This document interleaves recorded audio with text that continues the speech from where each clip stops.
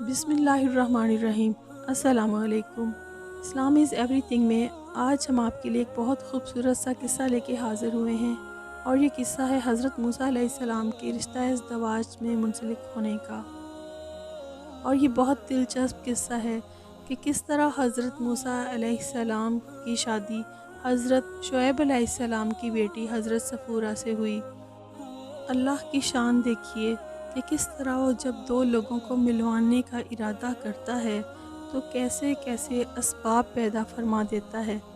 حضرت موسیٰ علیہ السلام جو کہ ملک مصر میں پیدا ہوئے، پلے بڑے، جوان ہوئے، اور حضرت شعیب علیہ السلام جو کہ مدین سے تعلق رکھتے تھے، اور حضرت شعیب علیہ السلام کی پیاری بیٹی حضرت صفورہ علیہ السلام کس طرح حضرت موسیٰ علیہ السلام سے ملی۔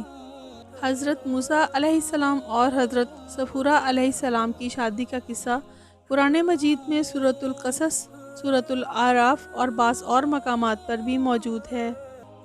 اللہ تعالیٰ جب دو لوگوں کو ملوانے کا ارادہ کرتے ہیں تو اسباب بھی پیدا فرما دیتے ہیں۔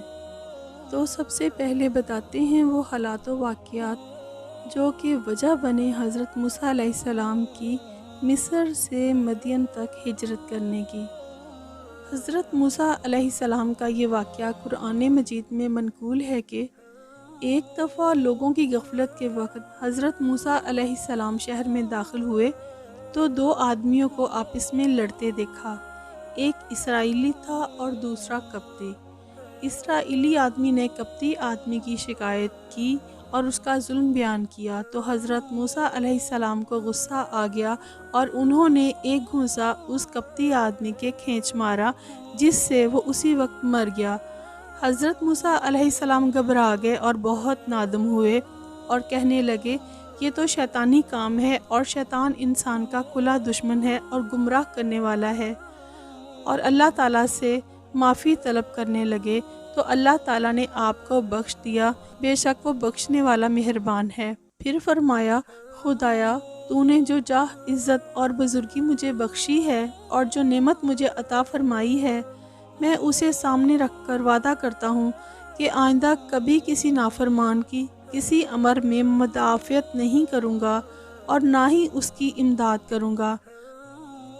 حضرت موسیٰ علیہ السلام ڈرتے ڈرتے صبح ہی خبر لینے شہر آئے تو کیا دیکھتے ہیں کہ کل والا اسرائیلی آج ایک اور قبطی سے لڑ رہا ہے۔ آپ کو دیکھتے ہی کل کی طرح آج بھی فریاد کرنے لگا اور دہائی دینے لگا۔ آپ نے فرمایا تم بہت شریر آدمی ہو۔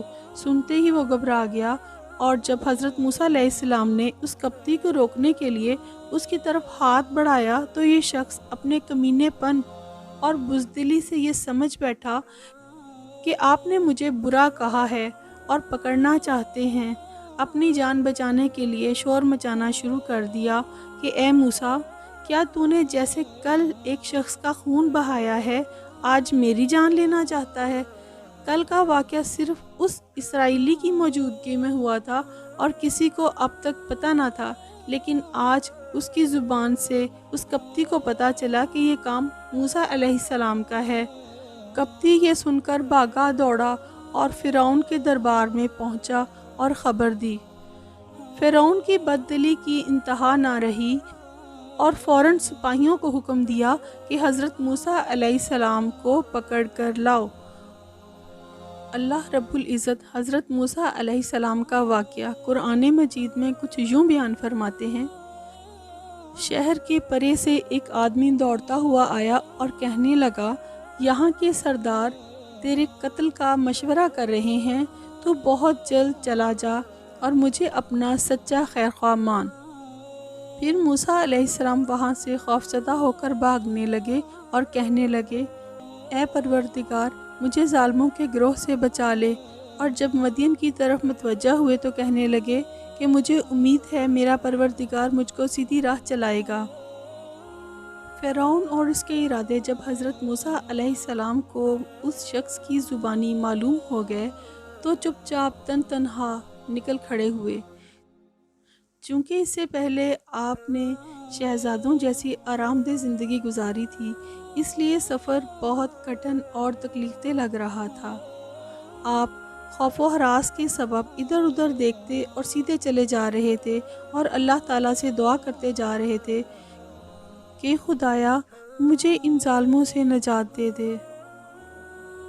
آپ جنگلوں اور بیابانوں کو عبور کرتے ہوئے مدین کے راستے تک پہنچے تو بہت خوش ہوئے اور فرمانے لگے، مجھے ذات باری تعالیٰ سے امید ہے کہ وہ مجھے سیدھے راستے پر ہی پہنچائے گا۔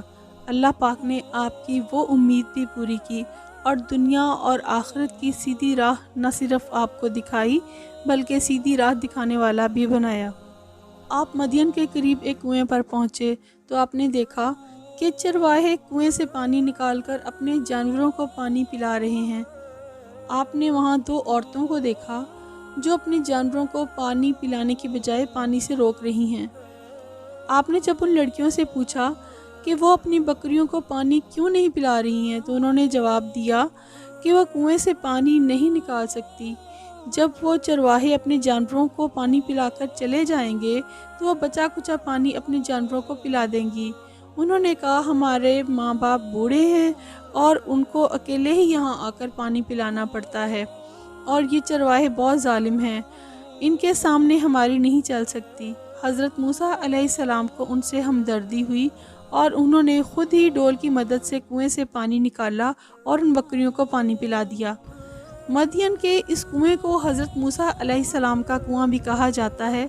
حضرت عمر بن خطاب رضی اللہ تعالیٰ عنہ فرماتے ہیں، اس کنویں کو چرواہوں نے ایک بڑے سے پتھر سے بند کر دیا تھا اور اس پتھر کو 10 آدمی مل کر ہٹاتے تھے، مگر آپ نے تنہا ہی اس پتھر کو ہٹا دیا تھا اور ایک ہی ڈول نکالا تھا، اور اللہ نے اس میں اتنی برکت دی تھی کہ ان دونوں لڑکیوں کی بکریاں آسودہ ہو گئی تھیں۔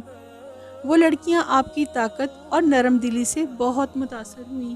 انہوں نے واپس آ کر سارا واقعہ اپنے والد محترم حضرت شعیب علیہ السلام کو بتایا، جو کہ اللہ تعالیٰ کے ایک نبی تھے۔ حضرت شعیب علیہ السلام کو اللہ تعالیٰ نے ایسی قوم کا نبی بنا کر بھیجا تھا جو بہت سرکش تھی اور ناپ تول میں کمی کرتی تھی اور ان پر عذاب آیا تھا۔ اب حضرت شعیب علیہ السلام مدین میں آباد تھے اور اپنے خاندان کے ساتھ رہتے تھے، اور انہوں نے اپنی 2 بیٹیوں میں سے ایک بیٹی سے کہا کہ جا کر اس شخص کو یعنی حضرت موسیٰ علیہ السلام کو بلا کر لے آئے۔ ادھر حضرت موسیٰ علیہ السلام ان لڑکیوں کی بکریوں کو پانی پلانے کے بعد درخت کے سائے تلے بیٹھے ہوئے تھے۔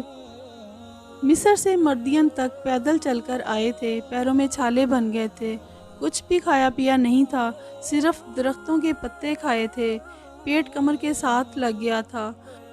حضرت موسیٰ علیہ السلام آدھی کھجور کو بھی ترسے ہوئے تھے، حالانکہ آپ اس وقت اللہ تعالیٰ کے سب سے محبوب اور برگزیدہ بندے تھے۔ آپ نے درخت کے نیچے بیٹھ کر اللہ تعالیٰ سے دعا کی کہ اے میرے رب، میں تیرے احسانوں کا محتاج ہوں۔ اللہ تعالیٰ قرآن مجید میں فرماتے ہیں، ترجمہ: اتنے میں ان دونوں میں سے ایک ان کی طرف شرم سے چلتی ہوئی آئی اور کہنے لگی کہ بابا آپ کو بلا رہے ہیں تاکہ آپ کو اجرت دیں جو پانی آپ نے ہمارے جانوروں کو پلایا ہے۔ حضرت موسیٰ علیہ السلام دیار غیر میں بھوکے پیاسے بے یار و مددگار تھے، اللہ تعالیٰ کے سوا کوئی آسرا نہیں تھا۔ اب اللہ تعالیٰ سے کسی بہتری کی امید پر ان کے ساتھ چل پڑے۔ اس خاتون نے حضرت موسیٰ علیہ السلام کے ساتھ اپنے گھر آنے تک کا جو سفر کیا وہ بہت متاثر کن تھا۔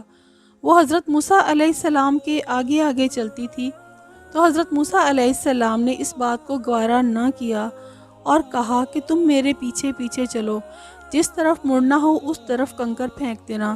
حضرت موسیٰ علیہ السلام شرم و حیا کے پیکر تھے، انہوں نے خاتون کی طرف آنکھ اٹھا کر بھی نہیں دیکھا تھا۔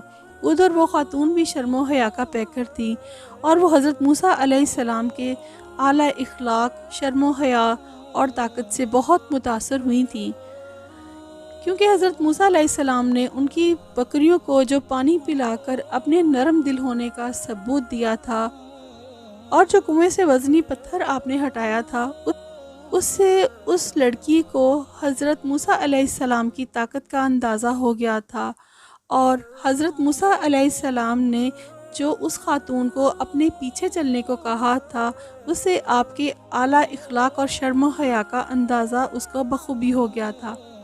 اور وہ آپ سے بہت متاثر ہوئیں۔ جب حضرت موسیٰ علیہ السلام حضرت شعیب علیہ السلام کے پاس پہنچے اور اپنا سارا حال بیان کیا تو کہنے لگے کہ مت ڈرو، تو نے ظالم سے نجات پالی ہے۔ ان دونوں میں سے ایک نے کہا، ابا جی ان کو اجرت پر رکھ لیں، کیونکہ جنہیں آپ اجرت پر رکھیں ان میں سے سب سے بہتر وہ ہے جو مضبوط اور امانت دار ہو۔ بزرگ نے کہا، میں اپنی دونوں لڑکیوں میں سے ایک کو آپ کے نکاح میں دینا چاہتا ہوں، اس مہر پر کہ 8 سال تک آپ میرا کام کریں، اور اگر 10 سال پورے کر دیں تو یہ آپ کی طرف سے بطور احسان ہوگا، اور میں ہرگز یہ نہیں چاہتا کہ آپ کو کسی مشقت میں ڈالوں۔ خدا کو منظور ہوا تو آگے چل کر آپ مجھے بھلا آدمی پائیں گے۔ موسیٰ علیہ السلام نے کہا، یہ بات تو میرے اور آپ کے درمیان پختہ ہو گئی کہ میں ان دونوں میں سے جسے چاہوں پورا کر دوں، مجھ پر کچھ زیادتی نہ ہوگی۔ ہم یہ جو کچھ کہہ رہے ہیں ان پر خدا گواہ اور کارساز ہے۔ بخاری شریف کی روایت میں ہے کہ حضرت موسیٰ علیہ السلام نے 10 سال کی مدت پوری کی تو آپ کی شادی حضرت شعیب علیہ السلام کی بڑی بیٹی حضرت صفورہ رضی اللہ تعالیٰ عنہ سے ہو گئی۔ حضرت صفورہ رضی اللہ تعالیٰ عنہ سے رشتہ ازدواج میں منسلک ہونے کے بعد حضرت موسیٰ علیہ السلام نے اپنے وطن واپسی کا ارادہ کیا۔ واپسی کے سفر میں آپ نے درختوں کی شاخوں میں سے اللہ کا نور چمکتا ہوا دیکھا تو آپ اس کی طرف چل پڑے۔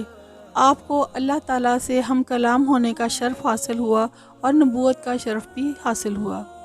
آخر میں میری یہ دعا ہے کہ اللہ تعالیٰ ہم سب کو سچائی کے سچے اور سیدھے راستے پر چلنے کی توفیق عطا فرمائے اور ہمارا خاتمہ ایمان پر فرمائے۔ آمین ثم آمین۔